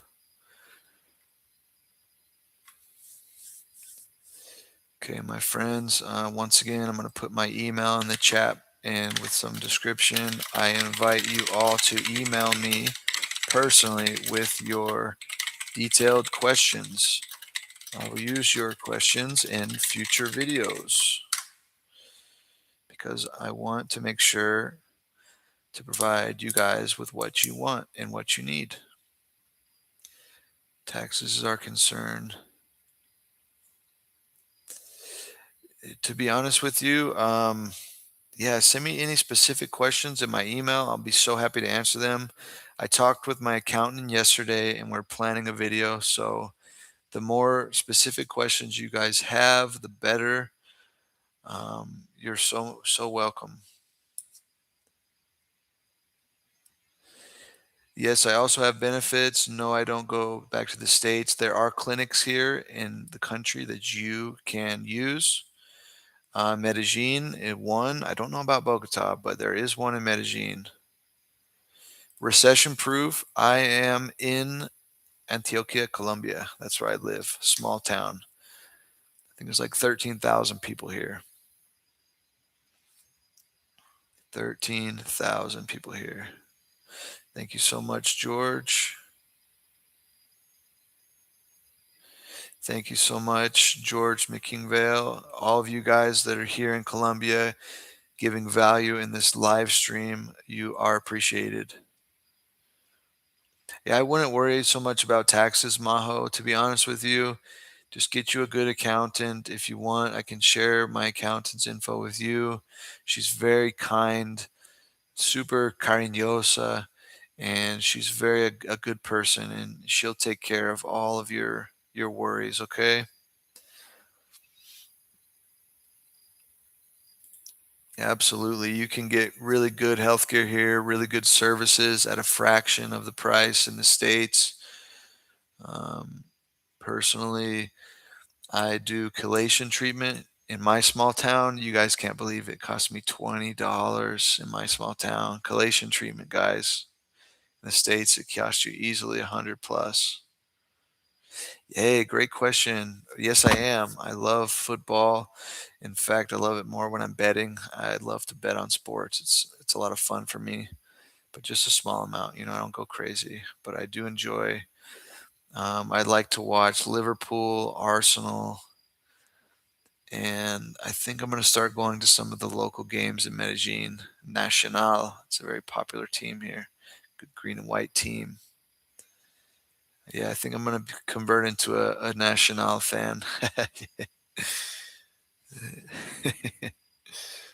want to go to a game I haven't been yet.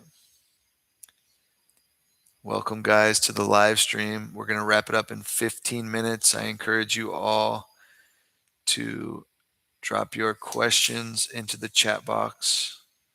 And also email me personally. I respond to all emails.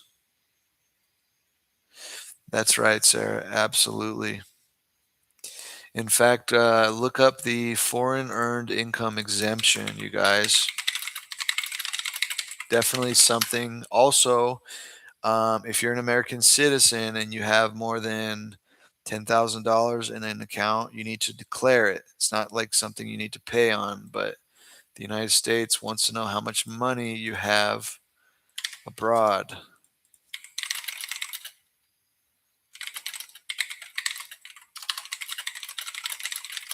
Again, we're going to be creating dedicated videos to all of these questions. It's called the FBAR, Foreign Bank Account Report. Okay, it's very important. If the total of all foreign accounts combined exceeds $10,000 at any point during the year, basically, guys, you just go online and you fill out a form. It's not that complicated, but you want to make sure that you're looking, of course, if you're married, it's your wife or your husband and your own bank accounts together. If that amount equals more than $10,000, you need to go online to the Foreign Bank Account Report website, .gov website, and just fill in their little form and click submit. There's also a website that you go to calculate the exchange rate and what that is. And that'll show you how much to convert this peso rate versus this dollar. And you do the math. Okay, it was $9,985. Okay, you don't need to declare, right? What's up, guys? Yes, you have to do your taxes still, no matter what. If you're a United States citizen, every year you have to file your taxes in the United States. So you file your taxes in the States, file here in Colombia. Now here's the thing. My attorney told me that if you, whatever taxes you owe and pay in the United States, you're exempt from that portion in Colombia. That's what she told me. Thank you guys so much, man, for coming to the live stream. I appreciate you guys. First of many. You know, we're our friends here. This is a community, and we just want to help each other out, okay? Welcome everybody to the live stream. I hope everybody got good value from this. Of course, it'll be available on the channel to review. You can review this on the channel. And I invite you guys all to email me personally. Also, if you want to connect on Instagram, I post a lot of daily living stuff on my Instagram. If you want to follow any stories that I do, also on TikTok. We do a lot of training on TikTok. We do boxing club stuff. Just whatever you like, guys. I appreciate you too, George. Thank you so much for your attention. Thank you guys for your time being here. We got about 12 minutes left. Any final questions? Again, please email me at chriswolfcolumbia@gmail.com with your questions. Please be detailed so I can create even better videos that answer everything. It's my pleasure, Trevor. Appreciate you a lot, man. I'm going to shout out to Sarah and William and all of our other friends here living in Colombia, George. Everybody that's added value to the live stream tonight, you are appreciated. My intention is to do this at least once a week. Just once a week, guys. For now, once a week. I love doing these. These are so much fun. In the States, I do my own taxes in this. I've been a member of TurboTax forever. And, actually I use ChatGPT a lot with my filing my own personal taxes with TurboTax now. So, and it's been working good for me. So no, I don't have an account in the United States. I do my own taxes, but in Colombia, definitely I have my own accountant. In fact, yeah, she's helped me. Here's the thing about if you've been in the country more than 6 months, hold on, let me verify that.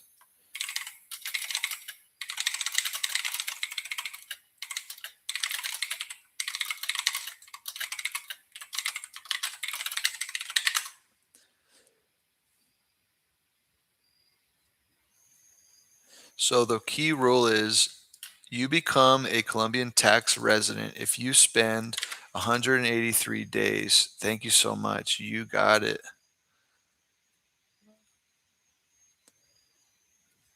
Juan Carlos, I live in Cañas Gordas. Thank you so much, Majo. It's nice to have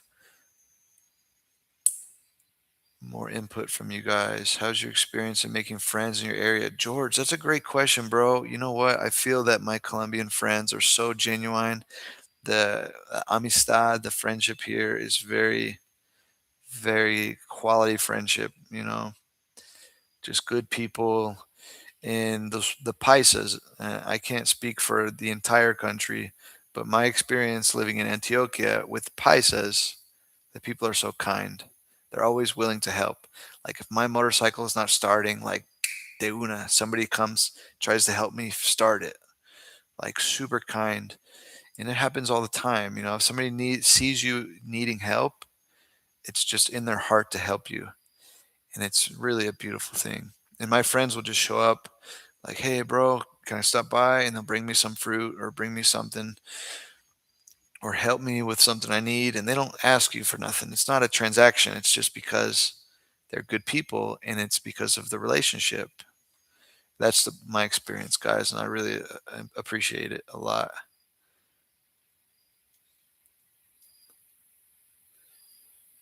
Uh-huh. That is absolutely true. Thank you so much, Maho. Yeah, you'll find that, you'll probably get some good friends really quickly. Yeah, these local communities. It's all about community here, guys. These small towns. I really appreciate that, and I'm sure you guys will too. Sarah probably knows exactly what I'm talking about as well in her experience. What's up, you guys? I want to say thank you guys all for coming to the live stream. We've got 8 minutes left, and all of your questions are so useful to helping to create more content for more people.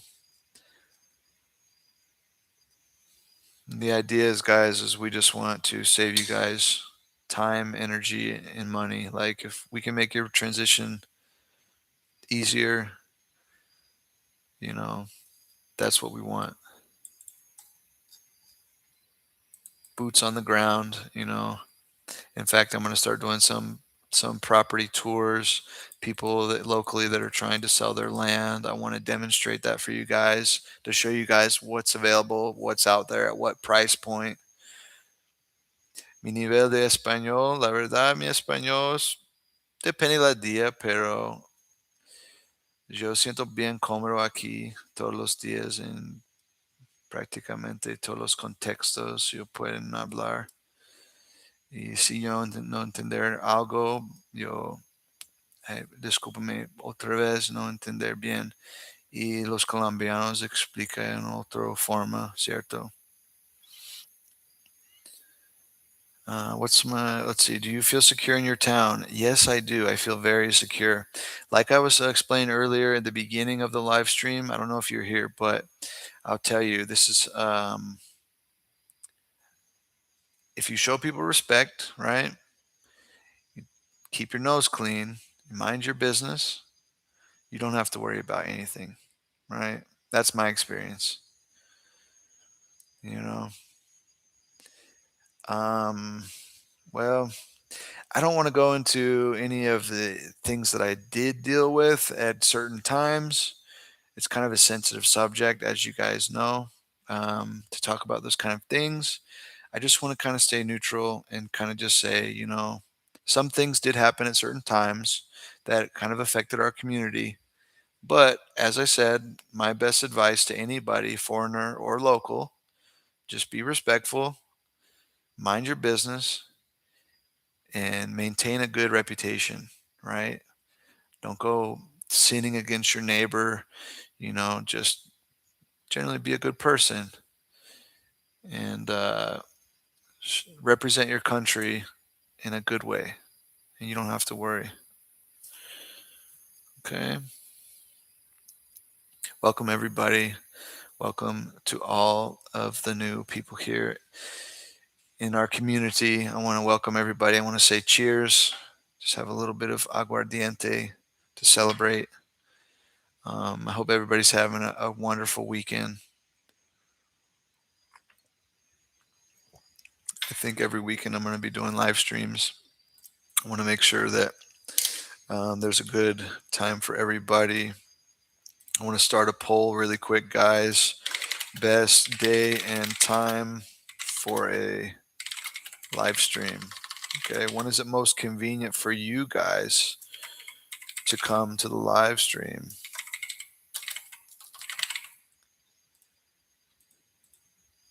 Weekends, evenings, weekends, daytime, weekend, morning.